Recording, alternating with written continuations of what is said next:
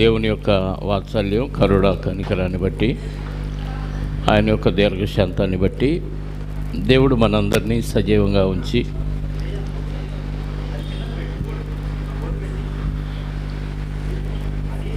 మరొక బైబిల్ తరగతిలోనికి నడిపించినందుకు దేవునికి మనందరి తరపున యేసుక్రీస్తు నామంలో కృతజ్ఞతాస్తుతులు చెల్లిస్తున్నాను.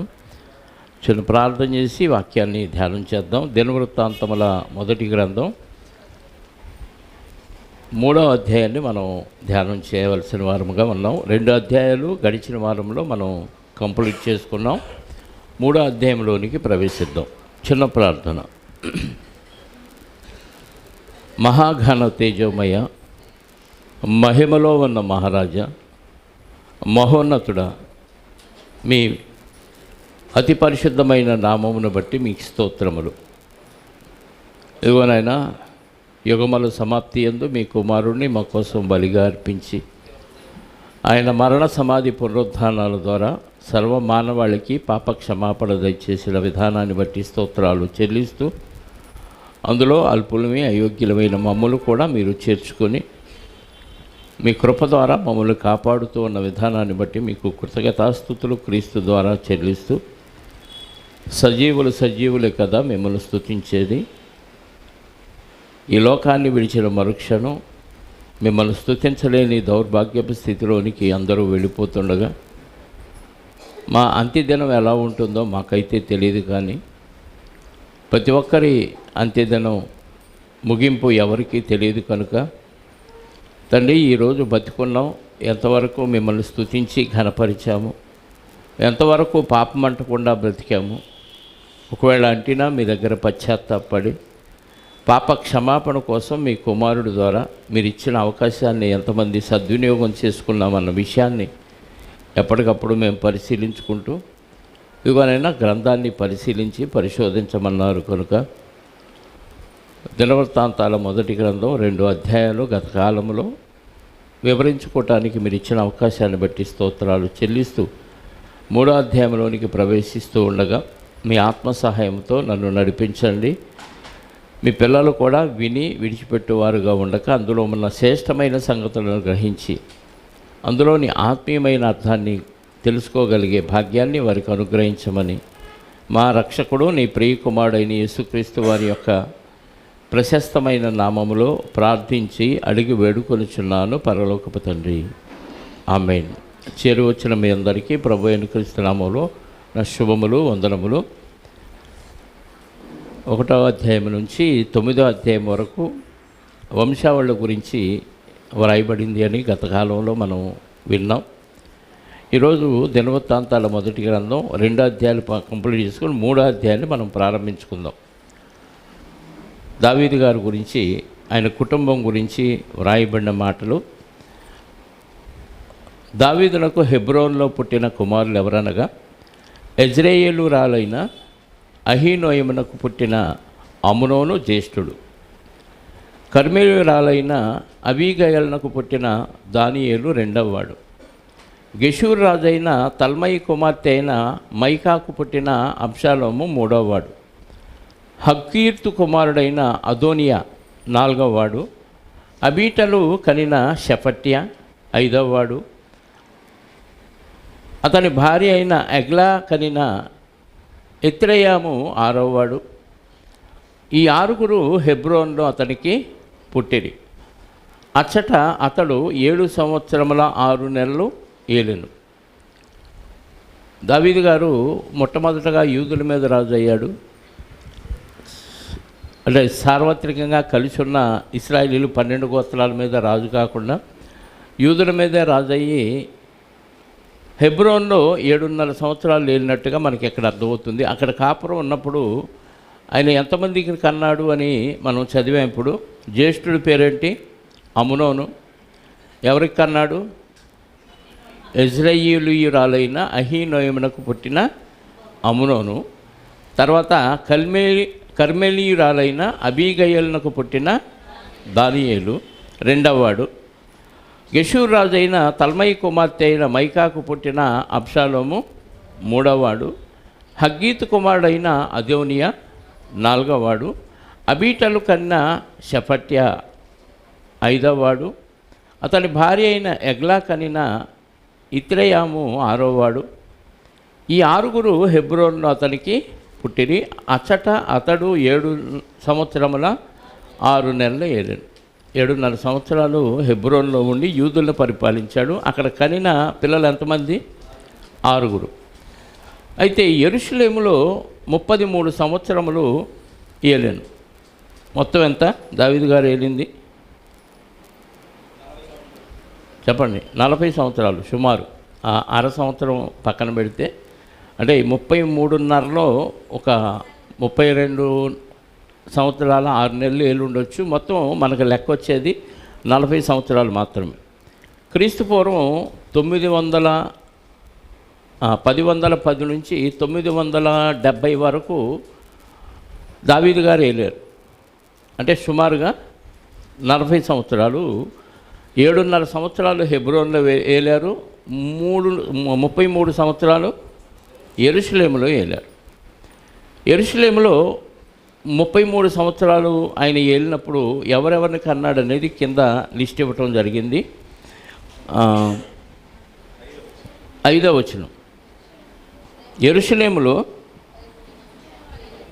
33 సంవత్సరములు ఏలెను. యెరూషలేములో అతనికి పుట్టిన వారెవరనగా అమ్మీయేలు కుమార్తె అయిన బత్షెబ వలన కలిగిన షిమ్యా, షోబాబు, నాతాను, సొలొమోను అను 4. తెలుసు కదా బత్షెబ గారు ఎవరు? ఊరియా గారి భార్య. ఆమెను మోహించాడు, ఆమెతో కూడాడు. ఒక బిడ్డ పుడితే ఆ బిడ్డను దేవుడే మొత్తాడు, చంపేశాడు. ఆ బిడ్డ కోసం 7 దినాలు దావీదు గారు ఉపవాసం ఉండి ప్రార్థన చేశాడు. తర్వాత 2వ వాడుగా సొలొమోను గారు పుట్టాడు. సొలొమోను గారు తర్వాత పుట్టిన వారు కూడా జాబితా ఇక్కడ ఇవ్వటం జరిగింది. వీళ్ళంతా యెరూషలేములో దావీదు గారికి పుట్టిన సంతానం. అమ్మీయేలు కుమార్తె అయిన బత్షెబ వలన కలిగిన షిమ్యా, షోబాబు, నాతాను, సొలొమోను అను 4. ఇక్కడ బత్షెబ గారి తండ్రి పేరు ఏంటంట? అమ్మీయేలు. మరొక సందర్భం చూస్తే వేరుగా ఉంటుంది. ఒకసారి ఆ సందర్భాన్ని కూడా మనం చూద్దాం. సమూయేలు 2వ గ్రంథం 9వ అధ్యాయము 4వ వచనం ఒకసారి చూడండి. సమూయేలు 2వ గ్రంథం 9వ అధ్యాయము 4వ వచనం. అంతటా అతడు ఎక్కడ ఉన్నాడని రాజు అడుగగా షిబా చిత్తగించుము, అతడు లొదెబారులో అమ్మీయేలు కుమారుడు మాకీరు ఇంట ఉన్నాడని రాజుతో అని. ఎక్కడ? లొదెబార్ అనే ప్రాంతంలో అమ్మీయేలు కుమారుడు మాకీరు ఇంట. ఇక్కడ అమ్మీయేలు అనే ఒక పదం వచ్చింది. అదే సమూయేలు 2వ గ్రంథం 11వ అధ్యాయం కూడా ఒకసారి చూద్దాం ప్రియులారా. 11వ అధ్యాయము 3వ వచనం చదవండి. ఈ సందర్భం బత్షెబ గారి గురించి రాయబడిన సందర్భం. ఆమె 2 నుంచి చదివితే మనకు అర్థమైంది. ఒకానొక దినమున పొద్దుగుంకు వేళ దావీదు పడక మీద నుంచి లేచి రాజనగరం మిద్దె మీద నడుచుచు పైనుండి చూచుండగా స్నానము చేయి ఒక స్త్రీ కనబడెను. ఆమె బహు సౌందర్యవతి అయి ఉండుట చూచి దావీదు దాని సమాచారము తెలుసుకొనుటకై ఒక దూతను పంపెను. అతడు వచ్చి ఆమె ఎలియాము కుమార్తెయును హిత్తీయుడకు ఊరియాకు భార్యనైన బత్షెబ అని తెలియజేయగా. ఇక్కడ ఏమని ఉంది? ఎలియాము అని ఉంది. ఇక్కడ మనం చదివిన దగ్గర ఏముంది? బత్షెబ గారి తండ్రి పేరు అమ్మీయేలు అని ఉంది. ఇంతకు అమ్మీయేలా ఎలియామా? అమ్మీయేలా ఎలియామా? ఏది తీసుకోవాలి మనం? ఒకసారి సంఖ్యాకాండం మనం చూడగలిగితే సంఖ్యాకాండం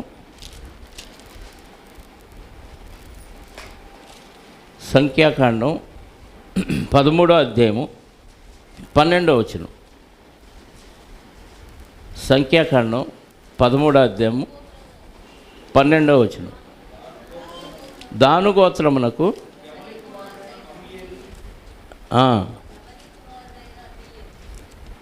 గోత్రమునకు గెమలీ కుమారుడైన అమ్మీయేలు.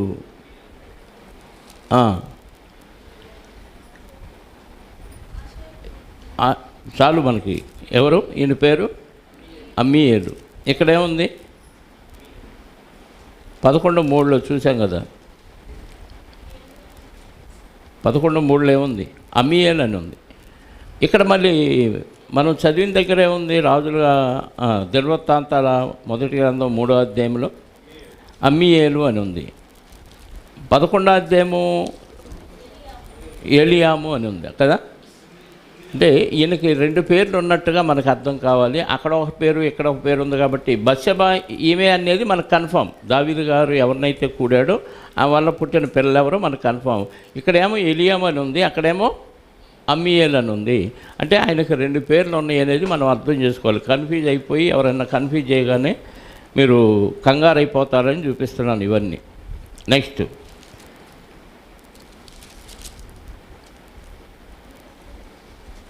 అమ్మీయేలు కుమార్తె అయిన బత్షెబా వలన కలిగిన షిమ్యా, షోబాబు, నాతాను, సలోమోను అను 4. వీళ్ళు 4 బత్షెబా గారు పుట్టాడు. చనిపోయిన వ్యక్తి 5వ వ్యక్తి. ఆల్రెడీ ఒక మొదటి వ్యక్తి పుడితే దేవుడు మొత్తటం వలన ఆ బిడ్డ చనిపోయాడు. అంటే దావీదు గారికి బత్షెబా వలన ఎంతమంది పుట్టారు? 5 సంతానం. ఒక బిడ్డ చనిపోయాడు, ఇంకా 4 సంతానం ఉన్నారు. 4 సంతానంలో వీళ్ళెవరికి సింహాసనం ఇవ్వలేదు, కానీ దావీదు గారు తర్వాత ఎవరికి ఇచ్చాడు సింహాసనం? సొలొమోను గారికి ఇచ్చాడు. అను 4. ఇబారు, ఎలీషామా, ఎలీపెలెటు, నోగహు, నెపెగు, యాఫియా, ఎలీషామా, ఎలియాదా, ఎలీపెలెటు అను 9 కుమారులు ఉపపత్నుల వలన కలిగిన వారు కాక వీరందరూ దావీదునకు జననమైది. తామారు వీరికి సహోదరి. అంటే ఉపపత్నుల వలన పుట్టిన వారు కాక వీళ్ళందరూ దావీదు గారికి కుమారులు. అంటే వాళ్ళకి వారసత్వం లేదు, వాళ్ళని జనాభా లెక్కలో దావీదు గారి కుమారులుగా లెక్కించలేదు. ఉపపత్నులు అంటే ఆ రోజుల్లో ఉంపుడు గత్తె, అంటే ఇష్టమైతే ఉంచుకుంటారు, లేకపోతే అమ్మేసుకుంటారు, వదిలేస్తారు. అడిగేవాడు ఎవడు లేడు.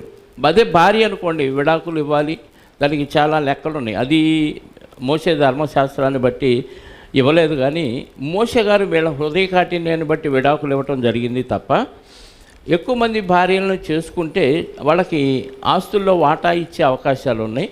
అయితే ఉపపత్తులకి ఏమి ఇచ్చినా ఇవ్వపోయినా అడిగేవాళ్ళు ఎవరూ లేదు, ఇవ్వాల్సిన రూల్ లేదు. వాళ్ళని పోషిస్తే పోషిస్తారు, లేకపోతే వదిలేసిన అభ్యంతరం లేదన్నమాట. ఈ దావీదు గారికి వీళ్ళందరూ పుట్టినవారు కాక ఉపపత్నులలో పుట్టిన వారి జాబితా మనకైతే ఇవ్వలేదు. మరి వాళ్ళు ఎంతమంది ఉన్నారో ఏంటనేది మనకి తెలియదు. 9వ వచనం వరకు మనం చదివాం. 10వ వచనం, సొలొమోనుకు రెహబాము కుమారుడు. ఈ దావీదు గారి వంశంలో నెక్స్ట్ సింహాసనం ఎవరికి వచ్చిందంటే సొలొమోను గారికి వచ్చింది, అంతే కదా. ఈ సొలొమోను గారు క్రీస్తు పూర్వం 930 నుంచి సుమారుగా 40 సంవత్సరాలు ఆయన పరిపాలించాడు. దావీదు గారు 40 సంవత్సరాలు, దానికంటే సౌలు రాజు గారు 40 సంవత్సరాలు, ఉమ్మడి ఇశ్రాయేలుని పరిపాలించిన ఈ 3 రాజులు 40. సొలొమోను గారు కూడా 40 సంవత్సరాలు ఆయన పరిపాలించాడు. క్రీస్తు పూర్వం 970 నుంచి 930 వరకు కౌంట్ డౌన్ అవుతుంది. అప్పటి వరకు సొలొమోను గారు పరిపాలించాడు. సొలొమోను రెహబాము కుమారుడు, అతని కుమారుడు అబియా. నెక్స్ట్ విడిపోయారు. రెహబాము కాలంలో రాజ్యం 2గా విడిపోయింది. ఉత్తర రాజ్యం, దక్షిణ రాజ్యం. ఇశ్రాయేల్ రాజ్యం యూదా రాజ్యంగా విడిపోయింది. అప్పటి వరకు 12 గోత్రాలని 40 సంవత్సరాలు 3 రాజులు పరిపాలించారు. కానీ సొలొమోను గారి తర్వాత వచ్చిన రెహబాము రాగానే రాజ్యం 2గా, యెరోబాము ఇశ్రాయేలుని పరిపాలించాడు, రెహబాము యూదులను పరిపాలించాడు. ఇలా విడిపోయింది. ఆ రెహబాము దగ్గర నుంచి లాస్ట్ ఇశ్రాయేలుని ఏలిన యూదుల్ని ఏలిన రాజు ఎవరంటే సిద్కియా. మనం రాజుల లెక్క చూసాం. సుమారుగా ఎంతమంది రాజులు వీళ్ళని పరిపాలించారంటే 20 మంది రాజులు యూదులు పరిపాలించారు, 19 మంది రాజులు ఇశ్రాయేల్ని పరిపాలించారు. రాజుల చరిత్ర అంతా మనం చదివినప్పుడు ఇది మనకి నోటెడ్ అయిన విషయం. రెహబాముతో ప్రారంభమైంది విడిపోయిన యూదులను పరిపాలించే కార్యక్రమం. అక్కడ నుంచి దావీదు గారి వంశంలో నుంచే వచ్చారు అందరూ. చివరి రాజు ఎవరయ్యానంటే సిద్కియా. ఇప్పుడు ఆ వంశావళి ఇక్కడ 10వ వచనం నుండి మనకి 15వ వచనం వరకు 16వ వచనం వరకు తెలియజేశారు. ఒకసారి చదువుదాం. సొలొమోనునకు రెహబాము కుమారుడు, అతని కుమారుడు అబియా. అబియాకు ఆసా కుమారుడు, ఆసాకు యెహోషాపాతు కుమారుడు. యెహోషాపాతునకు యెహోరాము కుమారుడు. యెహోరామునకు అహజ్యా కుమారుడు. అహజ్యాకు యావాషు కుమారుడు. యావాషునకు అమజ్యా కుమారుడు. అమజ్యాకు అజర్యా కుమారుడు. అజర్యాకు యోతాము కుమారుడు. యోతామునకు ఆహాజు కుమారుడు. ఆహాజునకు హిజ్కియా కుమారుడు. హిజ్కియాకు మనష్షే కుమారుడు. మనష్షేకు ఆమోను కుమారుడు. ఆమోనునకు యోషియా కుమారుడు. యోషియా కుమారులు ఎవరనగా జ్యేష్ఠుడు యెహోనాను, రెండవవాడు యెహోయాకీము, మూడవవాడు సిద్కియా. యోషియా కుమారుల్లో ముగ్గురులో ఎవరికి వచ్చిందని ఈ పదం అంటే సిద్కియాకు వచ్చింది. నాలుగవవాడు షల్లూము, అంటే ముగ్గురికి రాలేదు. యోషియా కుమారులో ఎవరికి వచ్చింది? సిద్కియా గారికి వచ్చింది. చివరి రాజు, యూదుల్ని పరిపాలించిన చివరి రాజు. క్రీస్తు పూర్వం 931 నుంచి 587 క్రీస్తు పూర్వం. ఈ మధ్యకాలంలో రెహబాము దగ్గర నుంచి సిద్కియా వరకు మధ్యకాలం. క్రీస్తు పూర్వం 931 నుంచి క్రీస్తు పూర్వం 587, 86కి బబులోను చెరలోనికి యూదులు కూడా వెళ్ళిపోయారు. ఈ మధ్యకాలంలో 20 మంది రాజులు యూదులు పరిపాలించారు అనేది మనం గ్రహించాలి. 16వ వచనం, యెహోయాకీము కుమారులలో యెకొన్యా అను ఒకడుండెను, అతని కుమారుడు సిద్కియా. ఇక్కడ ఇద్దరు సిద్కియాలు కనపడుతున్నారు. 15వ వచనంలో ఒక సిద్కియా, ఈయన సొలొమోను వారసత్వంలో వచ్చిన సిద్కియా. ఇక్కడ 16వ వచనంలో యెహోయాకీము కుమారులలో యోషియా కుమారుల్లో యెహోయాకీము ఒకడు, యెహోయాకీము కుమారులు ఇద్దరు. ఆ ఇద్దరు పేర్లేంటి? యెకొన్యా, అతనికి మరొకడు సిద్కియా. ఆ సిద్కియా వేరు, ఈ సిద్కియా వేరు అనేది గ్రహించాలి. పేర్లు ఒకటే కదా అని ఆ సిద్కియా 20వ రాజుగా పరిపాలించాడు, ఈ సిద్కియా ఎవరో అని డౌట్ రాకుండా, ఆయన ఒకటే అని కన్ఫ్యూజన్ కాకుండా ఈ సిద్కియా వేరు, ఆ సిద్కియా వేరు అనేది మనం గమనించాలి. 17వ వచనం, యెకొన్యా కుమారులు అస్సీరు, షయల్తీయేలు, మల్కీ, రాము, పెదయ, షెనజ్జరు, యకమ్య, హోషామ, నెదబ్య. పెదాయ కుమారులు జెరుబ్బాబెలు, షిమి. జెరుబ్బాబెలు కుమారులు మెషుల్లాము, హనన్య, షెలోమీతు, వారికి సహోదరి. ఇక్కడ మనకు ఒక తెలిసిన పదం జెరుబ్బాబెలు. జెరుబ్బాబెలు ఎవరు కుమారుడు? పెదయ కుమారులు జెరుబ్బాబెలు, షిమి కదా, ఇద్దరున్నారు. జెరుబ్బాబెలు, షిమి. ఇప్పుడు జెరుబ్బాబెలు, షిమి ఎవరు కుమారులు అంటే పెదయ కుమారులు. ఒకసారి ఈ జెరుబ్బాబెలు ఇశ్రాయేలీయులు చెరలోనికి వెళితే మళ్ళీ చెరలో నుంచి బయటకు వచ్చిన తర్వాత వాళ్ళందరినీ యూదుల్ని నడిపించి ఆ యెరూషలేము మందిరాన్ని పునర్నిర్మాణం చేయించిన జెరుబ్బాబెలు ఒక ఆయన ఉన్నాడు. ఆయన ఒకటేనా వేరువేరు అనేది మనం ఒకసారి గమనించగలిగితే ఎజ్రా గ్రంథం 3వ అధ్యాయము 2వ వచనం. ఈ షయల్తీయేలు గురించి కూడా ఒకసారి చూద్దాం. ఎజ్రా గ్రంథం 3వ అధ్యాయము 2వ వచనం.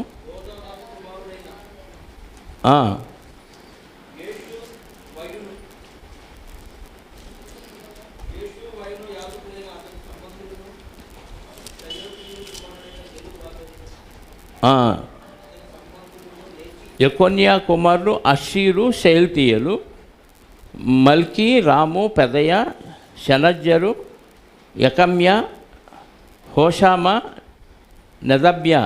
వీళ్ళు యెకొన్యా కుమారులు. ఇది మనం ఇప్పుడు చదివిన 17వ వచనం 3వ అధ్యాయము దినవృత్తాంతాల మొదటి గ్రంథంలో. ఇక్కడ షయల్తీయేలు కుమారులు ఎవరంట? జెరుబ్బాబెలును. షయల్తీయేలు కుమారులు జెరుబ్బాబెలు, అతని సంబంధులు అన్నాడు. ఇక్కడ పెదయ కుమారుడు జెరుబ్బాబెలు అని 19వ వచనంలో మనం చదివాం. షయల్తీయేలు కుమారుడు జెరుబ్బాబెలు కాదు. అలాగే హగ్గై గ్రంథం 1వ అధ్యాయము దాని పక్కనే ఉంటుంది.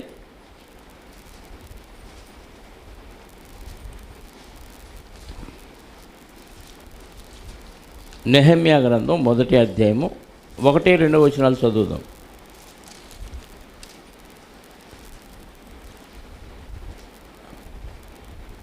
హకల్యా కుమారుడైన నెహెమ్యా యొక్క చర్యలు.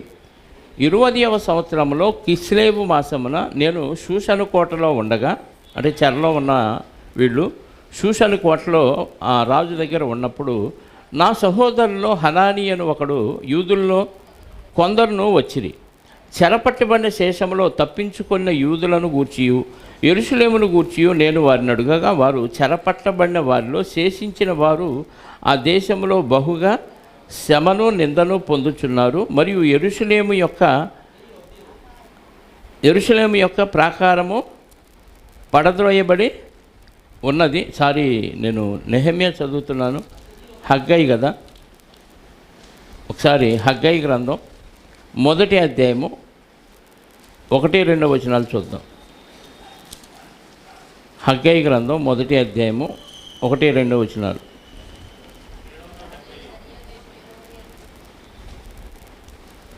దర్యావేషు ఏలుబడి వండు 2వ సంవత్సరమున ఎన్నో నెల 6వ నెల 1వ దినమున ఎవరు ప్రవక్తయగు హగ్గయి ద్వారా యూదా దేశం మీద అధికారియు షయల్తీయేలు కుమారుడైన జెరుబ్బాబెలునకు, దీనికోసం ఇది తీసింది. అంటే జెరుబ్బాబెలు తండ్రి పేరేంటి? షయల్తీయేలు. మరి ఇక్కడ మనం చూసిన దాంట్లో ఎవరు? పెదయా కుమారుడైన జెరుబ్బాబెలు అని ఉంది. అంటే ఆ జెరుబ్బాబెలు వేరు, ఈ జెరుబ్బాబెలు వేరు. అంటే పేర్లు ఇందాక సిద్కియా అని యూదుల్ని పరిపాలించిన రాజుకి పెట్టుకున్నారు. తర్వాత యోషియా కుమారులో ఒక ఆయన పుట్టిన ఆయనకి సిద్కియా అనే పేరు పెట్టుకున్నట్టుగా తండ్రి పేరు తాత పేర్లు మళ్ళా పెట్టుకునే అవకాశం ఉంది. కాబట్టి ఇక్కడ జెరుబ్బాబెలు ఎవరు కుమారుడు అంటే పెదయా కుమారుడు అని మనకి దినవృత్తాంతాల్లో ఉంది. అక్కడ షయల్తీయేలు కుమారుడైన హగ్గయి, ఆయనే యూదుల్ని చెరలో నుంచి కొంతమందిని ఒక బ్యాచ్ని నడిపించి యెరూషలేము మందిరాన్ని కట్టే విషయంలో ఒక నాయకుడిగా పనిచేసిన ఆ వ్యక్తి ఆ జెరుబ్బాబెలు వేరు. రైట్. 19వ వచనం అయింది. 20వ వచనం. హషూబా, ఓహెలు, బెరెక్యా, హసద్యా, యోషబెస్కెదు అను మరి 5 ఉండిరి. హనన్యా కుమారులు పెటల్యా, యషయా, రెఫాయా కుమారులను, అర్నాను కుమారులను, ఒబద్యా కుమారులను, పెకన్యా కుమారులను. పెకన్యా కుమారులలో షమయా అను ఒకడుండెను. షమయా కుమారులు 6. హట్టూషు, ఇగాలు, బారియహు, నెయర్యా, షాపాతు. నెయర్యా కుమారులు 3. ఎల్యోయేనై, హిజ్కియా, అజ్రికాము. ఎల్యోయేనై కుమారులు 7. హోదవ్యా, ఎల్యాషీబు, పెలాయా, హక్కూబు, యెహోనాను, దెలయ్యా, అనాని. వీళ్ళు ఎవరు కుమారులు? ఎల్యోయేనై కుమారులు. అయిపోయింది 3వ అధ్యాయము. 4వ అధ్యాయానికి ప్రారంభించుకుందాం. యోధా కుమారులు ఎవరనగా, యోధా కుమారులు. యోధా ఎవరు? యాకోబుకి ఎవరి వలన పుట్టిన సంతానం? యాకోబుకి 2 భార్యలు, 2 ఉపపత్నులు. యాకోబు గారికి లేయా వలన పుట్టిన సంతానంలో 4వ సంతానం యోధా. రూబేను, షిమియోను, లేవి, యోధా. 4వ సంతానం యోధా. ఈ యోధా వంశం ఎందుకు తీసుకొచ్చాడో మిగతా అన్నీ పక్కన పెట్టంటే, ఈ దావీదు గారి తర్వాత యేసుక్రీస్తు వారి వంశావళి రాయాలి, చెప్పాలి. కాబట్టి ఇదంతా ఈ వంశావళంతా చెప్పడంలో ఉద్దేశం ఏంటంటే, యూదులను పరిపాలిస్తున్న ఆ దావీదు గారి వంశంలో నుంచి యేసుక్రీస్తు వారు రాబోతున్నారు. కాబట్టి ఇక్కడ దావీదు గారిని తీసుకున్నాడు. దావీదు గారి తర్వాత 4వ అధ్యాయానికి వచ్చేసరికి యోధా వంశాన్ని తీసుకున్నాడు. యోధా 4వ కుమారుడు. యాకోబుకి లేయాకి పుట్టిన కుమారులో 4వ కుమారుడు. యోధా కుమారులు ఎవరనగా పెరెసు, హెస్రోను, కర్మీ, షూరు, శోబాలు. శోబాలు కుమారుడైన రెవయా యహతును కనెను. యహతు అహూమైని హలాదును కనెను. లహదును అహౌమైని లహదును కనెను. ఇవి సొరాతీలు వంశములు. సొరాతీలు వంశాలు ఎక్కడి నుంచి వచ్చినాయంటే యూదుల్లో నుంచే, యోధా వంశంలో నుంచే వచ్చినాయి. అబీయతాము సంతతి వారెవరనగా యజ్రెయేలు, ఇష్మా, ఇద్వాషు వీరి సహోదరి పేరు హజ్జెలెల్మోని. చెప్పండి. హజ్జెలెల్పోని. మరియు గెదోరీనీలకు పితరుడగు పెనూయేలు హూషాయీమునకు పితరుడగు ఎజెరును. వీరు బెత్లెహేమునకు తండ్రి అయిన ఎఫ్రాతాకు జ్యేష్ఠుడగు హూరునకు కుమారులు. బెత్లెహేమునకు తండ్రి. బెత్లెహేము గ్రామం పేరు తెలుసు మనకి, యేసుక్రీస్తు వారు పుట్టింది. ఆ ప్రాంతానికి ఆ పేరు ఎందుకు వచ్చిందంటే ఇదిగో ఈ వ్యక్తిని బట్టి ఆ ప్రాంతానికి పేరు వచ్చింది. అలాగే యెరూషలేము కూడా ఆల్రెడీ అంతకుముందు ఈ ఇశ్రాయేలీలు కనాను దేశంలోకి వచ్చి దావీదు గారు హెబ్రోన్లో 7.5 సంవత్సరాలు, యెరూషలేములో 33.5 సంవత్సరాలు పరిపాలించక ముందు అక్కడ కనానీయులు ఉన్నారు. వీళ్ళంతా ఎవరయ్యానంటే వీళ్ళు కూడా నోవాహు గారి కుటుంబంలో నుంచి వచ్చిన వారే. అందులో అబ్రహాము గారి సంతానంలోంచి వచ్చిన వారే ఇక్కడ ఉన్నారు. ప్లస్ లోతుకి పుట్టిన మోయాబీలు, అమ్మోనీలు వీళ్ళు కూడా ఈ ప్రాంతాల్లో నివాసాలు ఉన్నారు. అంటే క్రీస్తు పూర్వం 1500 సంవత్సరాల తర్వాత వీళ్ళు వచ్చారు. సుమారుగా క్రీస్తు పూర్వం 1600 సంవత్సరాల క్రితమే ఈ ప్రాంతంలో అబ్రహాము గారు సంచరించారు. ఈ ప్రాంతంలో యాకోబు గారు సంచరించారు. వీళ్ళందరూ ఒకానొక కాలంలో, అంటే వీళ్ళు ఇంకా కనాను దేశానికి రాకముందువే, యాకోబు గారు కాదు, అబ్రహాము గారు వీళ్ళందరూ సంచరించిన ప్రాంతం అని మనం తెలుసుకోవాలి. అంటే వీళ్ళు కనానీయుల్ని వెళ్ళగొట్టి ఈ ప్రాంతానికి రాకముందే అబ్రహాము గారు ఒకప్పుడు ఇక్కడ నివాసం ఉన్నాడు. మనకి 13వ అధ్యాయం ఆదికాండంలో దీనికి గురించి కొన్ని వచనాలు మనం చూడగలిగితే ఒకసారి చూద్దాం. 14వ వచనం నుండి 13వ అధ్యాయము ఆదికాండం.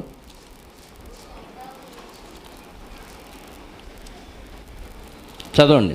13వ అధ్యాయం 14 నుంచి.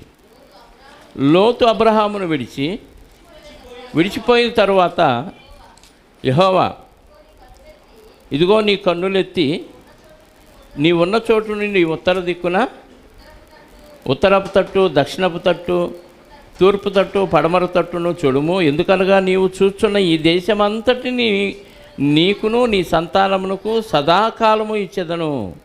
మరియు నీ సంతానమును భూమి మీద ఉండు ఇసుక రేణువులంతా విస్తరింపచేసేదను. ఎట్లనగా ఒకడు భూమి మీద ఉండు ఇసుక రేణువులను లెక్కింపగలిగిన ఎడ్ల నీ సంతానమును కూడా లెక్కించవచ్చును. అంటే ఆ దేశంలోనే ఉన్నాడు. ఈ నలుదిక్కులా చూడు, ఈ ప్రాంతాన్ని నీకు ఇస్తాను. అంటే అబ్రహాం గారు ఆల్రెడీ ఆ ప్రాంతంలో ఏం చేశాడు?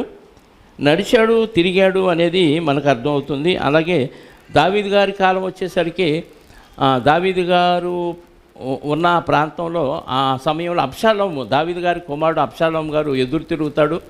ఆ ఎదురు తిరిగిన ప్రాంతం కూడా ఇదే, ఈ ఇప్పుడు మనం మాట్లాడుకుంటున్న ఆ ప్రాంతం. ఒకసారి సమూయేలు 2వ గ్రంథం 15వ అధ్యాయము, సమూయేలు 2వ గ్రంథం 15వ అధ్యాయము 7వ వచనం నుండి. 4 సంవత్సరాలు జరిగిన పిమ్మట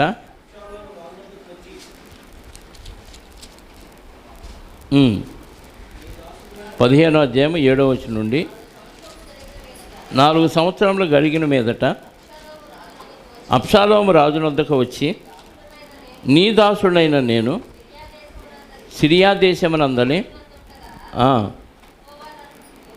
యెహోవా నన్ను యెరూషలేమునకు తిరిగి రప్పించిన యెడల నేను ఆయన సేవించదనని నేను హెబ్రోనునకు పోయి, అంటే ఏ ప్రాంతం ఇది? హెబ్రోను. ఆ ప్రాంతానికి పోయి యెహోవాకు నేను మొక్కుకొన్న మొక్కు చెల్లించదను, మొక్కుబడి తీర్చుకొనుటకు అంటే ప్లాన్ వేశాడు. ఇక్కడికి వచ్చి కలిసిపోయి రాజు అవుదామనే ఎదురు తిరిగే కార్యక్రమాన్ని చేసింది కూడా ఈ హెబ్రోను అనే ప్రాంతంలోనే. అలాగే అనేక కార్యక్రమాలు ఈ హెబ్రోన్లో ఇశ్రాయేలీలు ఇది వచ్చి ఆక్రమించుకోక ముందే జరిగినాయి. వచ్చిన తర్వాత కూడా ఈ ప్రాంతం రాజు దావీదు గారు పరిపాలించిన ప్రాంతంగా కనపడుతుంది. ప్లస్ అనేకమైన కార్యక్రమాలు ఈ ప్రాంతంలో జరిగినట్టుగా మనకు కనపడుతుంది. నెక్స్ట్ వెళదాం వచనానికి. 2వ వచనం.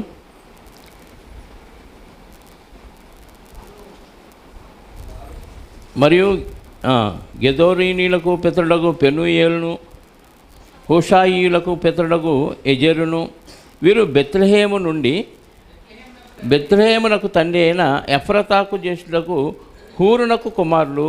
తెకోవా తండ్రి అయిన అషూర్నకు హెలా నయరా అను ఇద్దరు భార్యలుండిరి. నయరా అతనికి అహుజామును,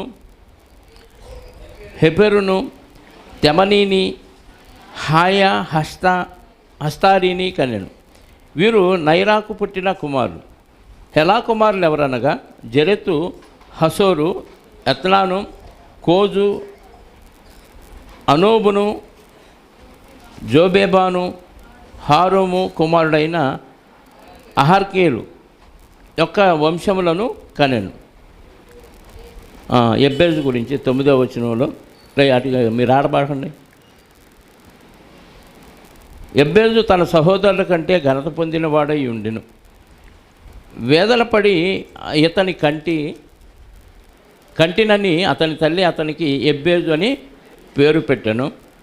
ఎబ్బేజు ఇశ్రాయేలు దేవుని గూర్చి మొరపెట్టి, నీవు నన్ను నిశ్చయముగా ఆశీర్వదించి నా సరిహద్దులను విశాలపరిచి నీ చెయ్యి నాకు తోడుగా దయచేసి నాకు కీడు రాకుండా దానిలో నుండి నన్ను తప్పించుము అని ప్రార్థింపగా దేవుడు అతన్ని మనవి చేసిన దాన్ని అతనికి దయచేశాను.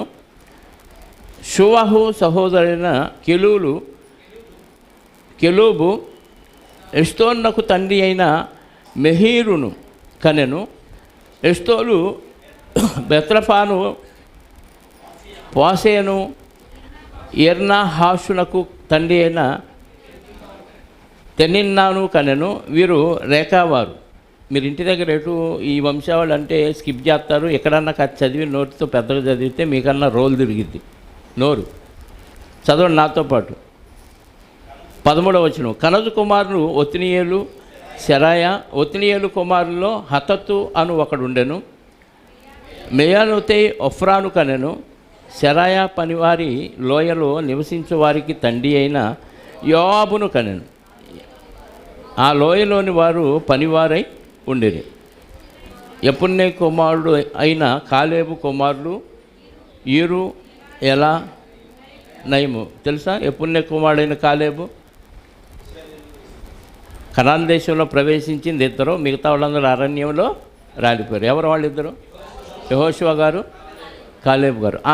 కాలేబు, యెఫున్నె కుమారుడైన కాలేబు. కాలేబులు చాలామంది ఉంటారని ఖచ్చితంగా తండ్రి పేరు వ్రాయిస్తాడు. యెఫున్నె కుమారుడైన కాలేబు కుమారులు ఈరు, ఎలా, నయము. ఎలా కుమారులో కనజోను ఒకడు ఉండెను. యహల్లెలేలు కుమారులు జీపు, జీఫా, రీత్యా, అషరియలు. ఎజ్రా కుమారులు ఎతెరు, మెరెదు, ఎఫెరు, యాలోను. మెరెదు భార్య మిరియామును, షమ్మైని. ఈ మిరియాము వేరు, అహరోను మోషే గారి సహోదరు మిరియాము వేరు. మిరియామును, షమ్మైని. ఎష్టెమోను వారికి పెద్దయిన ఇష్బాహును కనెను. అతని భార్య అయిన యహూదియా గెదోరునకు ప్రధాని అయిన ఎరెదును, షోకోను ప్రధాని అయిన హెబెరును, జానోహకు ప్రధాని అయిన యకూతీయేలును కనెను. మెరెదు వివాహం చేసుకున్న ఫరో కుమార్తె అయిన బిత్యాకు పుట్టిన కుమారులు వీరే. మరియు నహూము సహోదరి అయిన హూదియా భార్య యొక్క కుమారులు ఎవరనగా గర్మీయుడైన కెయిలా, మైకాతీయుడైన ఎస్టెమో. షీమోను కుమారులు అమునోను, రిన్నా, బెన్హానాను, తీలోను. ఇషీ కుమారులు జోహేతు, బెన్జోహేతు. అమ్నోను అనగానే మళ్ళీ దావీదు గారి జ్యేష్ఠ కుమారుడు పేరు కూడా అమ్నోను. ఈ అమ్నోను వేరు. సీమోను కుమారులు వీళ్ళు. యోధా కుమారుడైన షెలహు కుమారులు ఎవరనగా రేకాకు ప్రధాని అయిన ఏరు, మారేషాకు ప్రధాని అయిన లద్దాయు. సన్నపు వస్త్రములు నేయు అశ్వేయు ఇంటి వంశకులకును, యోకీమీయులకును, కోజేబాయియులకును, యోవాషు వారికి మోయాబులో ప్రభుత్వము నొందిన షారాపీయులకును, యాషు బిలెహెము వారికిని అతడు పితరుడు. ఇవి పూర్వకాలపు సంగతులే. వారు కొమ్మరి వాండ్లయ్యి నెతాయిమునందును గెదరానందును కాపురం ఉండి, అంటే ఈ యోతాలో నుంచి వచ్చిన కొంతమంది వంశావళిలో కొమ్మరి వాళ్ళు ఉన్నారు, ప్లస్ సన్నపు వస్త్రములు నేసేవాళ్ళు కూడా మనకు కనపడుతున్నారు. రైట్. వారు కుమ్మరి ఇండ్లను నెతాయిమునందును గెదెరానందును కాపురముండిని. రాజు నియమం చేత అతని పని విచారించుటకై అచట కాపురముండిని. షిమ్యోను కుమారులు నెమూయేలు, యామీను, యారీబు, జరహు, షావూలు. షావూలునకు షల్లూము కుమారుడు, షల్లూమునకు మిష్బాము కుమారుడు, మిష్బామునకు మిష్పా కుమారుడు. మిష్పా కుమారులలో ఒకడు హమ్మూయేలు, హమ్మూయేలునకు జక్కూరు కుమారుడు, జక్కూరునకు షిమీ కుమారుడు, షిమికి 16 కుమారుడు. షిమి తెలుసు కదా మీకు, దావీదు గారిని శపించాడు, తర్వాత మళ్ళీ వచ్చాడు, తర్వాత సొలొమోను గారి కాలంలో ఆడికి ప్రతీకారం తీర్చేశాడు సొలొమోను గారు. షిమికి 16 కుమారులు, 6 కుమార్తెలు కలిగిరి. అయితే అతని సహోదరులు ఎంతమంది కుమారులు కలగలేదు. షిమికి ఇంకా సహోదరులను వాళ్ళకి ఎవరికి కుమారులు కలగలేదు. యోధావారు వృద్ధి అయినట్లు వారి వంశములన్నీ వృద్ధి కాలేదు. యోధావారు వృద్ధి అయినట్టు మిగతా వాళ్ళ వంశాలన్నీ డెవలప్ అవ్వలేదు. వారు బెయేర్షెబాలోను, మెలాదాలోను, హజర్సువల్లోను, బిల్హాలోను, ఎజెములోను, తోలాదులోను, బెతుయేల్లోను, హోర్మాలోను, సిక్లగులోను, బెత్మర్కాబోతులోను, హజర్సుసాలోను, బెత్పిరిలోను, షరాయిములోను కాపురముండిరి. దావీదు ఏలుబడి వరకు వారు ఆ పట్టణములలో కాపురముండిరి. ఏతాము, ఆయిను, రిమ్మోను, తోకెను, ఆషాను అని వారి ఊళ్ళు 5. బయలు వరకు ఆ పట్టణముల పొలములు వారి వశమున ఉండెను. ఇవి వారి నివాస స్థలములు, వంశావళ పట్టీలు వారికి ఉండెను. వారు మెషోబాబు, యమ్లేకు, అమజ్యా కుమారుడైన యోషా, యావేలు, అసీయేలు కుమారుడైన శరాయాకు పుట్టిన యోషిబ్యా కుమారుడైన యహు, ఎల్కోయేనై, యెహోకోబా, యెషోహాయి, అశాయ, అబియేలు, యసీమియేలు, బెనాయ, షమయాకు పుట్టిన షిమీ కుమారుడైన యదయాకు పుట్టిన అల్లోను కుమారుడైన షిపీ కుమారుడైన బీజా అనువారు. పేళ్ల వరుసను వ్రాయబడిన వీరు తమ తమ వంశములలో పెద్దలై ఉండిరి. వీరి పితరుల ఇండ్లు బహుగా వర్ధిల్లెను. వీరు తమ మందల కొరకు మేతకు వెతుకుటకై గెదోరునకును తూర్పుననున్న పల్లపు స్థలమునకును పోయి మంచి బలకరమైన మేతయు నెమ్మదియు సుఖము గల విశాల దేశమును కనుగొని. పూర్వమందు హాము యొక్క వంశపు వారు అక్కడ, నోవా గారి కుమారులు 3 ఉన్నారు కదా, హాము యొక్క వంశం వారు అక్కడ కాపురం ఉన్నారు. వీళ్ళు కూడా ఆ ప్రాంతానికి వెళ్ళి అక్కడ కాపురం ఉన్నారంట. పేళ్ల వరుసను వ్రాయబడి ఉండి వీరు యూదారాజైన హిజ్కియా దినములలో అచ్చటికి వచ్చి అచ్చట కనబడి వారి గుడారములను నివాసస్థలములను పడగొట్టి వారిని హతము చేసిరి. యూదారాజైన హిజ్కియా దినాల్లో వచ్చింది ఎవరయ్యానంటే ఇదిగో ఈ వెళ్ళిన వారే. ఓకే. అచ్చట తమ గొర్రెలకును తగిన మేత కలిగి ఉండుట చేత నేటి వరకు వారి స్థానములను ఆక్రమించుకొని ఉన్నారు. షిమియాను కుమారులైన వీరిలో 500 మంది తమ పైని ఇషీ కుమారులైన పెలట్యాను, నెయర్యాను, రెఫాయిను, ఉజ్జియేలును అధిపతులుగా నిర్ణయించుకొని సేయూరు మన్యమునకు పోయి అమాలేకీయులలో తప్పించుకున్న శేషమును హతము చేసి నేటి వరకు అచ్చట కాపురమన్నారు. పిచ్చెక్కుతుంది కదా, ఏందో ఈ వంశావళి ఎందుకో. ఏమండి, ఇవి యూదులకి జనాభా లెక్కల సంగతి పక్కన పెడితే ఏ వంశంలోంచి ఎవరు వచ్చారు, ఏ వంశంలో నుంచి ఎవరు పుట్టారు, ఎవరు ఏంటి అనేది వాళ్ళ యొక్క స్థితిగతులన్నీ ఒక డాక్యుమెంట్ లాగా దేవుడు రాయించి పెట్టాడు. ఒక మాటలో చెప్పాలంటే ఇవి వాళ్ళ యొక్క వంశావళి గురించి చెప్పిన సంగతులు. ఇప్పుడు చాలామంది మేము యూదులమి అక్కడ నుంచి వచ్చాము ఎక్కడి నుంచి వచ్చామని మన ఆంధ్రాలో కూడా చేబ్రోల్ దగ్గర ఉంటున్నామని చెప్పుకుంటున్నారు. వీళ్ళు ఏ గోత్రం ఏందనేది ఎవరికి తెలీదు. మేము ఎప్పుడో మా పెద్దలు వచ్చారని ఏదో బీరకాయ పీచు చుట్టారికి కలుపుకుంటున్నారు. కానీ వాస్తవంగా వాళ్ళు ఈ వంశావళులన్నీ తిరగేస్తే అసలు ఏ వంశంలో నుంచి ఎక్కడి నుంచి వచ్చారు అనేది అర్థమైపోద్ది. వాస్తవంగా ఆ కాలంలో ఎవరైనా కన్ఫ్యూజ్ అయిపోయినా, ఎవరైనా తప్పిపోయినా, నువ్వు ఎవరి వంశం ఏంటి అని డీటెయిల్స్ అడిగితే ఇదిగో ఈ దస్తావేజులు పట్టుకొని చూస్తే ఎవరి వంశంలోంచి ఎవరెవరు వచ్చారు, ఎవరెవరు ఏ ప్రాంతంలో నివాసం ఉన్నారు, వాళ్ళ వృత్తి ఏంటి అనేది ఇలా మనకి అర్థమైపోతుంది. కాకపోతే ఇప్పటికి సుమారుగా 3500 సంవత్సరాలు దాటిపోయింది కాబట్టి ఇప్పటికి పనికి రాకపోవచ్చు. కానీ ఆ కాలంలో వారికి మాత్రం ఇవన్నీ చాలా బాగా ఉపయోగపడతాయి. ఎందుకంటే దేవుడు ఎవరి నుంచి ఎవరు వచ్చారో ఏంటనేది ఆత్మ ప్రేరణతో, పరిశుద్ధాత్మ ప్రేరణతో ప్రవక్తల ద్వారా చక్కగా వ్రాయించాడు. కాబట్టి ఎవరు అన్యుడొచ్చి నేను యూదుడిని అనకుండా యెహోవాని ఆరాధించవచ్చు. అన్యుడొచ్చి వెండితో కొనబడినవాడు, విలువ పెట్టి కొనబడినవాడు ఆరాధించవచ్చు. కానీ ఈ ఇశ్రాయేలు వంశంలో నుంచి పుట్టిన వారుగా వాళ్ళని అంగీకరించడానికి వీల్లేదు. కాబట్టి అబ్రహాము గారి వారసత్వంలో నుంచి ఎవరెవరు వచ్చారో, ఎవరెవరు ఏమైపోయారు, ఎవరెవరు భ్రష్టులుగా మారిపోయారు, ఆ వంశావళంతా దేవుడు రాయించాడు. చదవటానికి కొంత విసుగనిపించవచ్చు, నోరు తిరగకపోవచ్చు. కానీ దీన్ని ఒక్కొక్క విషయాన్ని మనం ఒక్కొక్క వ్యక్తి గురించి మనం ఆలోచించగలిగితే చాలా విషయాలు వస్తాయి. ఇప్పుడు అందులో మనకు తెలిసిన వ్యక్తుల పేర్లు చాలా వచ్చినాయి. ఆ వ్యక్తి గురించి, ఒక్కొక్క వ్యక్తి గురించి మనం డీటెయిల్స్లోకి వెళ్ళామనుకోండి, బైబిల్లో వాళ్ళు చేసిన కార్యక్రమాలు ఏంటి, ఇవన్నీ మనకి అర్థమైపోతూ ఉంటాయి. అంత మళ్ళీ వాళ్ళని రిపీట్ చేసుకోవటం ఇదంతా లేట్ అవుతుంది. కాబట్టి మనం కొన్ని విషయాలు మాత్రమే బయటికి తెలియజేసుకుంటూ మిగతా చదువుకుంటూ వెళ్ళిపోతున్నాం. 5వ అధ్యాయం.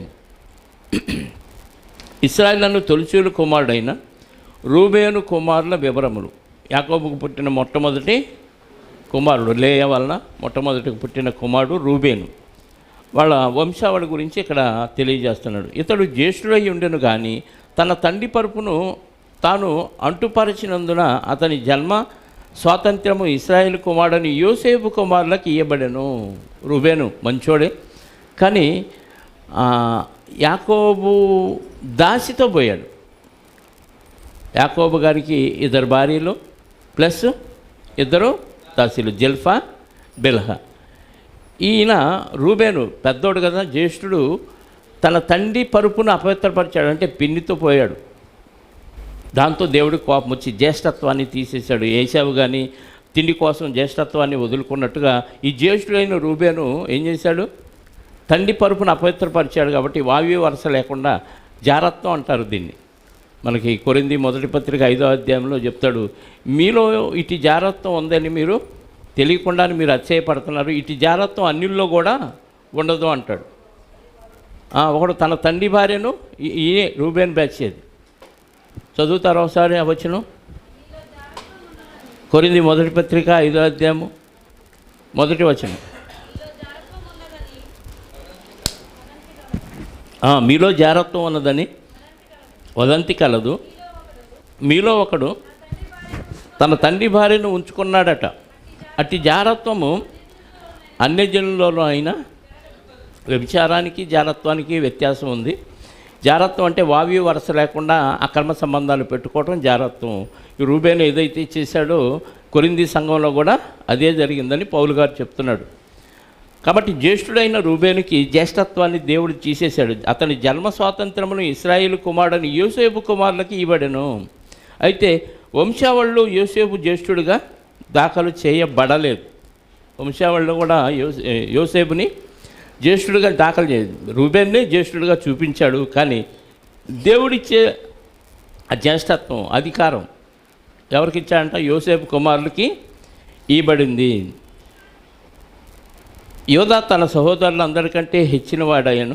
అతని నుండి ప్రముఖుడు బయలువెడలను. ఏమన్నా జ్యేష్ఠుడు గురించి మాట్లాడుతూ, రూబేను గురించి మాట్లాడుతూ అతనికి జ్యేష్ఠత్వం ఇవ్వలేదు. యోసేపు కుమారులు ఒకళ్ళకి ఇవ్వబడింది. ఎవరు యోసేపు కుమారులు? ఎఫ్రాయిము, మనష్షే. వీళ్ళకి ఇవ్వబడింది. ఎవరికి? ఎఫ్రాయిముగా, మనష్షేకా? చూద్దాం. అది అట్లా పక్కన పెట్టేసి నెక్స్ట్ యూదా దగ్గరకు వచ్చాడు. 2వ వచనంలో యూదా తన సహోదరులు అందరికంటే హెచ్చిన వాడయ్యను, అంటే రూబేను, షిమ్యోను, లేవి, యూదా. 4వ వాడి పేరు వచ్చింది, అంటే జ్యేష్ఠత్వాన్ని పోగొట్టుకున్నాడు రూబేను. నెక్స్ట్ ఇద్దరిని పక్కన పెట్టాడు. 4వ వ్యక్తి యూదా గారి గురించి మాట్లాడుతున్నాడు ఇక్కడ. యూదా తన సహోదరులు అందరికంటే హెచ్చిన వాడైను. యాకోబు గారు అందరినీ కూర్చోబెట్టి అంత్యకాలాల్లో జరగబోయే విషయాలన్నీ ఆదికాండం 49వ అధ్యాయంలో వాళ్ళని దీవిస్తూ శపిస్తూ చెప్పిన మాటల్లో యూదా గురించి కూడా చెప్పిన ఒక మాట ఉంటుంది. అది కూడా ఒకసారి చూడగలిగితే మీరు 49వ అధ్యాయము ఆదికాండం యూదా గురించి ఏం చెప్పాడు అనేది ఆ ప్రవచనం కూడా అక్కడ నెరవేరుతున్నట్టుగా మనం ఇక్కడ చూడగలం ప్రియులారు. 49వ అధ్యాయము ఆదికాండము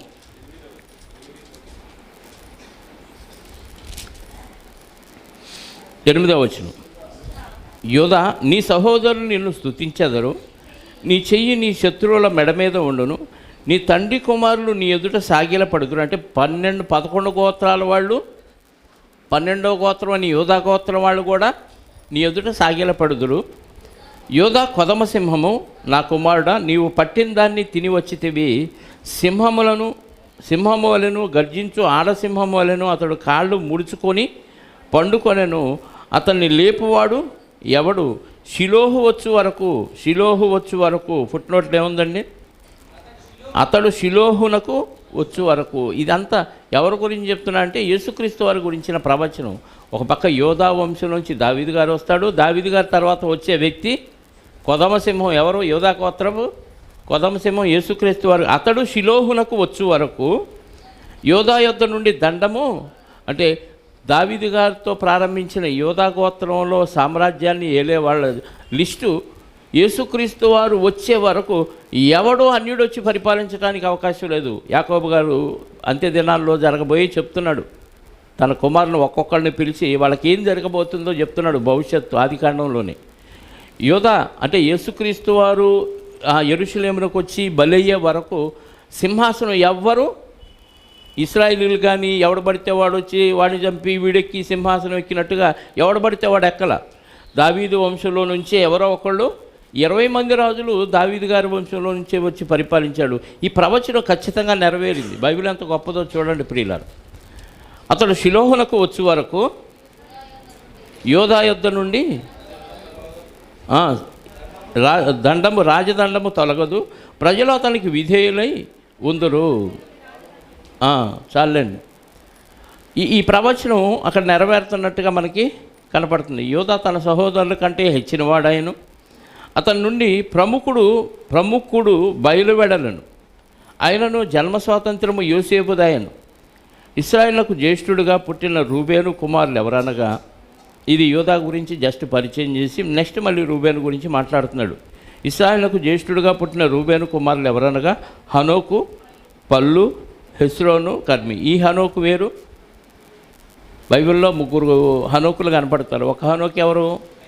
దేవునితో నడిచిన కుమారుడు. 5వ అధ్యాయము ఆదికాండంలో కనపడతాడు. తర్వాత కయ్యను కుమారుడైన హనోకు కూడా కనపడతాడు. చూస్తారా ఒకసారి?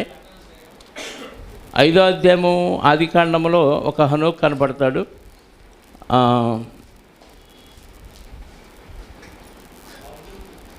21వ వచనం 5వ అధ్యాయము 20. హనోకు 65 ఏళ్ళు బ్రతికి మెషూషలను కనెను. హనోకు మెతూషలను కనెను. 19. హనోకును కనెను తర్వాత ఎరెదు 165 ఏళ్ళు బ్రతికి హనోకును కనెను. ఎరెదు కుమారుడైన హనోకు ఈయన. తర్వాత 4వ అధ్యాయము ఆదికాండంలో మనకి కయ్యను కుమారుల్లో ఒక హనోకు కనపడతాడు. 4:17. కయ్యను తన భార్యను కూడినప్పుడు ఆమె గర్భవతి హనోకును కనెను. హనోకు అనగా ప్రతిష్ఠితుడు అని అర్థం. ఇక్కడ మనకు 3 హనోకులు. హనోక్ అనే పేరు వచ్చింది కాబట్టి దేవునితో నడిచిన హనోక, కయ్యూను కుమారుడైన హనోక. ఈ ఎవరు కుమారుడైన హనోకు? రూబేను కుమారుడైన హనోక అనేది మనం ఆ సందర్భాన్ని బట్టి తండ్రి పేరుని బట్టి గ్రహించాలి. ఎన్నో వచనం? 3వ వచనం. ఇశ్రాయేలుకు జ్యేష్ఠుడిగా పుట్టిన రూబేను కుమారులు ఎవరనగా హనోకు, పల్లు, హెస్రోను, కర్మి, యోవేలు. కుమారులలో ఒకడు షమయ, షమయాకు గోగు కుమారుడు, గోగునకు షిమీ కుమారుడు, షిమీకి మీకా కుమారుడు, మీకాకు రెవయా కుమారుడు, రెవయాకు బయలు కుమారుడు. ఏమంటే బయలు అనే పేరు కూడా పెట్టేశాడు రూమేరు కుమారులు. బయలు అనేది అన్ని దేవతల పేర్లు పెడతారు. బయలు కుమారుడు, బయలునకు బెయరా కుమారుడు. ఇతడు రూబేనీలకు పెద్ద. ఎవరు? బెయరా. అషూరు రాజైన తిగ్లపలిసేరు అతని చెర తీసుకుని పోయాను. వారి తరముల వంశావళి సరిచూడబడినప్పుడు వారి కుటుంబముల చొప్పున అతని సహోదరుల్లో ముఖ్యులుగా తేలిన వారు యహీయేలును, జకర్యాయును, యోవేలు కుమారుడైన శమకు పుట్టిన అజూబా కుమారుడైన బెలయును. బెలవంశపు వారు అరోయేరు నందును నెబో వరకును బయల్బెయోను వరకును కాపురముండిరి. ఎవరు? బెల కుమారులు. వారి పశువులు గిలాదు దేశమందు అతి విస్తారము కాగా తూర్పున యూఫ్రటీసు నది మొదలుకొని అరణ్యపు సరిహద్దు వరకును వారు కాపురముండిరి. సౌలు దినముల్లో వారు హగ్రీయులతో యుద్ధము జరిగించి వారిని హతము చేసి గిలాదు తూర్పు వైపు వరకు వారు గుడారముల్లో కాపురముండిరి. ఎవరు? ఏ వంశం వారు?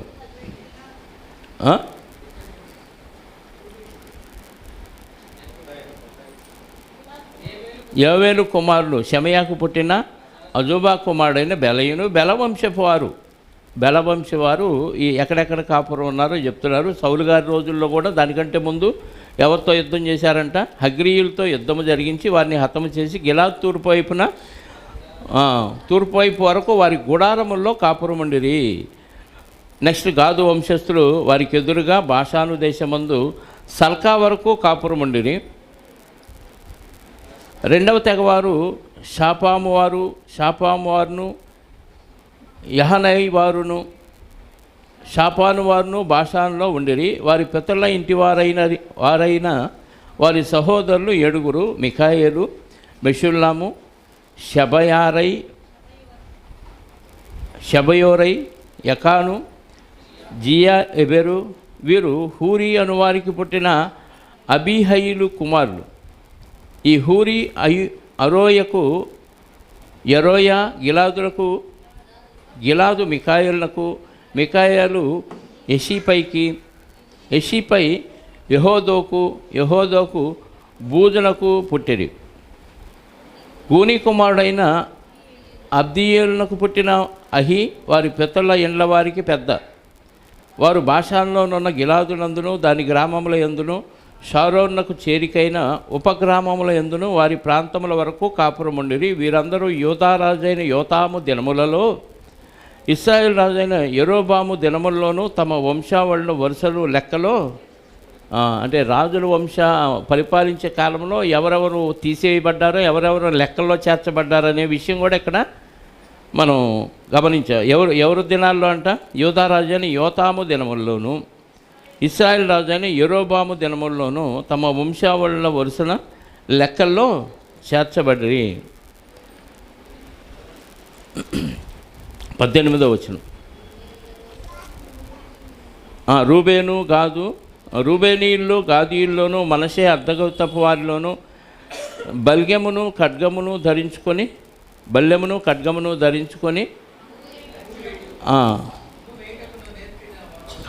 ధరించుకొని కొనుటకు అంబు వేయుటకును నేర్చిన వారు ఎవరి కుమారుల్లో? రూబేనీయుల్లోనూ గాదీయుల్లోనూ మనషే అర్ధగోత్రముడు. వీళ్ళు యుద్ధానికి అటువైపు తూర్పు వైపునే నివాసం ఉండిపోయారు. దాటి కనాన్ దేశంలో ప్రవేశించలేదు. యెహోషువ గారు ఆ దేశంలో ప్రవేశించడానికి మాట్లాడినప్పుడు మాకు ఇక్కడ బాగుంది, మా పశువులకు బాగుందని వాళ్ళు యోద్ధానికి అటువైపునే ఆగిపోయి ఉన్నవారు. ఎవరు? రూబేనీలు, గాదీలు, మనషే అర్ధగోత్రపు వారు అక్కడ ఆగిపోయారు. కాకపోతే యుద్ధానికి మాత్రం హెల్ప్కి వచ్చారు. ఈ దేశాలను ఆక్రమించుకునేటప్పుడు వీళ్ళతో పాటు యుద్ధం చేసి అన్నిటినీ జయించిన తర్వాత అప్పుడు వెనక్కి వెళ్ళి వాళ్ళ భార్య పిల్లలతో యోద్ధానికి తూర్పు వైపున వాళ్ళు అలాగే కాపురం ఉన్నారు. వాళ్ళు రూబేనీలోను గాదీల్లోనూ మనషే అర్ధగోత్రపు వారిలోనూ బల్లెము ఖడ్గమును ధరించుకొనుటకు అంబు వేయుటకును నేర్చిన వారు. అంటే బల్లెము ఖడ్గము ధరించి, అంబు అంటే విల్లంబులు బాణాలు వేయటాక నేర్చుకున్నవారు. యుద్ధమందు నేర్పరులై దండుకు పోదగిన వారు, 44,760 మంది ఉండిరి. వీరు హగ్రీయులతోనూ యతు వారితోనూ నాపీషు వారితోనూ నోదాబు వారితోనూ యుద్ధము చేసిరి. యుద్ధమందు వారు దేవునికి మొరపెట్టగా ఆయన మీద వారు నమ్మిక ఉంచినందున ఆయన వారి మొర ఆలకించను. ఏమిటి వీళ్ళు యుద్ధం చేసినట్టుగా మనకి గత చరిత్రలో చదివినప్పుడు ఎక్కడైనా కనపడిందా? అంటే దినవృత్తాంతాలు మనకి ఎక్స్ట్రా ఇన్ఫర్మేషను దేవుడు రాయించాడు. ఈ రూబేనీలు, గాదీలు, మనషే అర్థగోత్రపు వారు ఈ యొక్క జాతులతో యుద్ధం చేసినట్టుగా కనపడిందా? లేదు. ఇక్కడ మనకి స్పెషల్గా ఇలాంటి విషయాలన్నీ దేవుడు ఎక్స్ట్రా ఇన్ఫర్మేషన్గా రాయించాడు. కనుక వారిని జయించుటకు వారికి సహాయం కలిగను. అగ్రీయులు వారితో ఉన్నవారందరూ వారి చేతికి అప్పగింపబడి వారు 50,000 ఒంటెలను, పశువులను, 2,50,000 గొర్రెలను, 2,000 గాడిదలను, 1,00,000 జనమును పట్టుకొనిరి. ఇంత సంపదను ఇంతమంది మనుషులను పట్టుకున్నారు. యుద్ధమందు దేవుని సహాయం వారికి కలుగుట చేత శత్రువులు అనేకులు పడిపోయి వారు తాము చెర తీసుకొని పోబడు వరకు రూబేనీలు, గాదీలు, మనషే అర్థగోత్రపు వారు వీరి స్థానముల యందు కాపురము ఉండిరి. వీళ్ళు చెర తీసుకొని వెళ్ళే వరకు వీళ్ళు ఆ ప్లేసుల్లోనే హ్యాపీగా కాపురం ఉండరు. మిగతా ఇశ్రాయేలీలు కనాన్ దేశంలో నివసించిన వారితో అంత సంబంధాలు లేకుండా ఉన్నారు.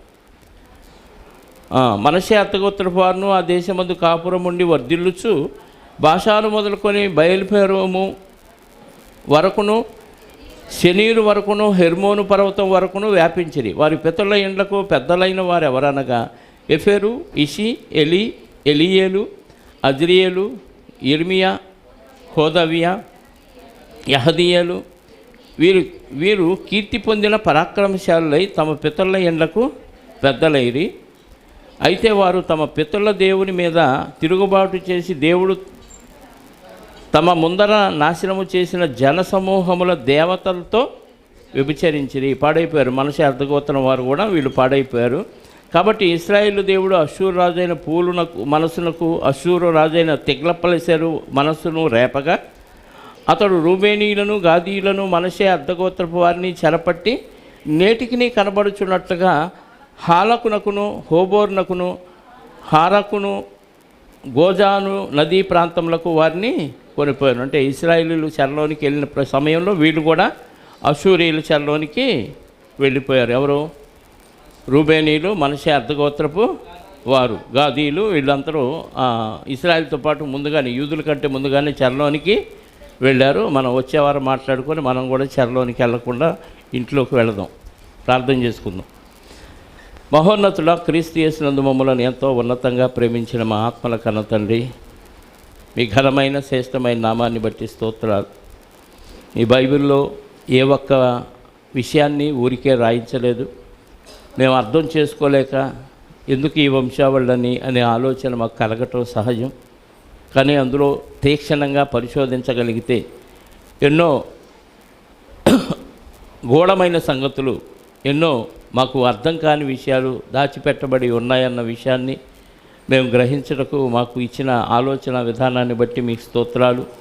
ఇంకా డీటెయిల్డ్గా అందులోకి వెళ్ళలేదు, కానీ పైపైన చూస్తేనే కొన్ని విషయాలు మాకు అర్థమవుతున్నాయి నాయన. ఇంకా 3 అధ్యాయాలు ఉన్నాయి మా కళ్ళ ముందు. ఆ 3 అధ్యాయాల్లో ఉన్న వంశావళిలో ఏవే సంగతులు దాచిపెట్టారో అవన్నీ గ్రహించగలిగే మనసును మాకు అనుగ్రహించండి.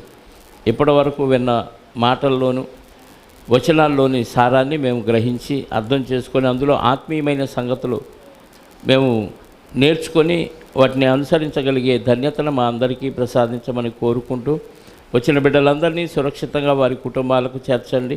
వచ్చిన వారిలో ఎవరెవరికి అనారోగ్యం ఉందో, ఆర్థిక సమస్యలు ఉన్నాయో, మానసిక బలహీనత, రుగ్మతలు ఉన్నాయో వాటన్నిటినీ తీసివేసి మరింతగా వారు మీకు కృతజ్ఞతాస్తుతులు చెల్లించటానికి, మరింతగా మీకు దగ్గర అవటానికి కృప చూపి సహాయాన్ని దయచేయమని కోరుకుంటూ, మహిమ, ఘనత, ప్రభావాలు మా అందరి ద్వారా మీరే పొందుకొనమని మా రక్షకుడు, మా పాప విమోచకుడైన యేసుక్రీస్తు వారి యొక్క కృతజ్ఞత కలిగిన నామములో ప్రార్థించి అడిగి వేడుకొనుచున్నాను పరలోకపు తండ్రి.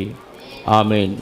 మనందరి కన్న తండ్రి అయిన దేవుని ప్రేమ, ఆయన ప్రియ కుమారుడైన యేసుక్రీస్తు వారి కృప, పరిశుద్ధాత్మ యొక్క అన్యోన్య సహవాసము ఇప్పుడు ఎల్లప్పుడూ సకల పరిశుద్ధులకు సదాకాలము తోడై ఉండి నడిపించునుగాక. ఆమేన్. అందరికీ యేసుక్రీస్తు నామంలో శుభాలు, వందనాలు. సెలవు. ఒకరికొకరు వందనాలు చెప్పుకొని సెలవు తీసుకోండి.